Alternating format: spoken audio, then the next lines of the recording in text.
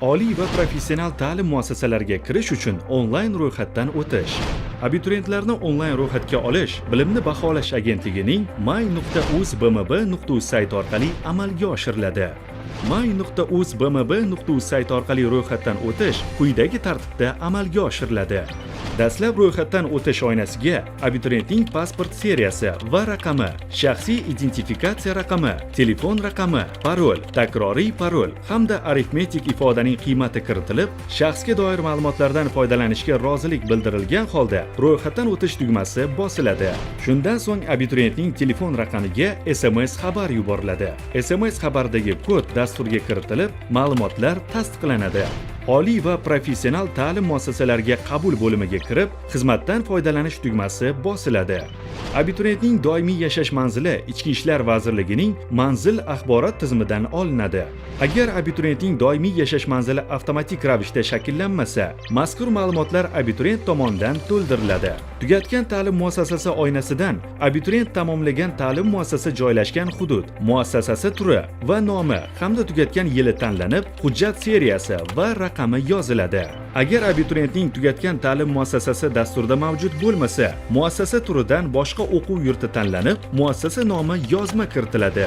Bunda joriy yil bitiruvchilari tugatgan ta'lim muassasasi bo'yicha ma'lumotni kiritmaydi. Ularning ma'lumotlari tegishli vazirlik va idoralardan real vaqt rejimida olinadi.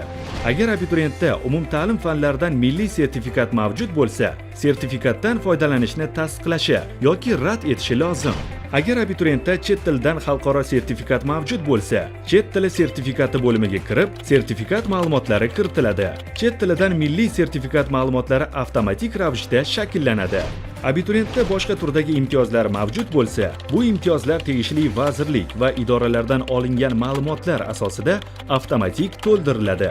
Agar imtiyozlar bo'limida abituriyentning imtiyozi chiqmasa, abituriyent imtiyozni taqdim etgan vazirlik yoki idoraga murojaat qilishi lozim. Ariza topshirish bo'limida test topshirish hududi, ta'lim tili va test topshirish alifbosi tanlanadi. So'ngra test sinovi topshiriladigan fanlar majmuasini aniqlaydi. Agar abituriyent alohida iqtidor talab etiladigan ta'lim yo'nalishini tanlasa, kasbiy, ijodiy imtihon topshirish uchun o'ziga qulay bo'lgan oliy ta'lim muassasasini ham tanlaydi. Agar abituriyent tanlagan fanlar majmuasida chet tili mavjud bo'lsa, tegishli chet tilini ham tanlashi lozim. Saqlash tugmasi bosilgandan so'ng, ma'lumotlarni tasdiqlash uchun abituriyentning telefon raqamiga SMS xabar yuboriladi. SMS xabardagi kodni dasturga kiritish orqali ma'lumotlar tasdiqlanadi.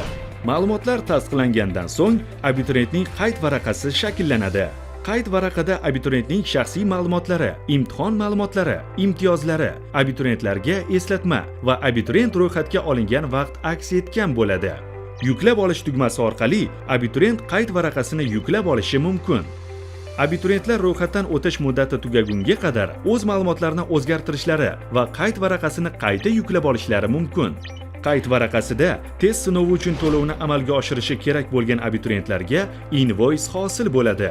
To'lovni amalga oshirish bilan ro'yxatdan o'tishning birinchi bosqichi yakunlanadi. To'lovni Click, PayMe, UPay, Paynet kabi elektron to'lov tizimlari yoki bank kassalari orqali amalga oshirish mumkin. Bunda nogironligi bo'lgan shaxslar, to'liq davlat ta'minotidagi shaxslar, ijtimoiy himoya yagona reyestri axborot tizimida ro'yxatga olingan shaxslar va ularning farzandlari, yoshlar daftariga kiritilgan yoshlar va ta'lim muassasalarini joriy yilda tugatgan abituriyentlardan to'lov undirilmaydi.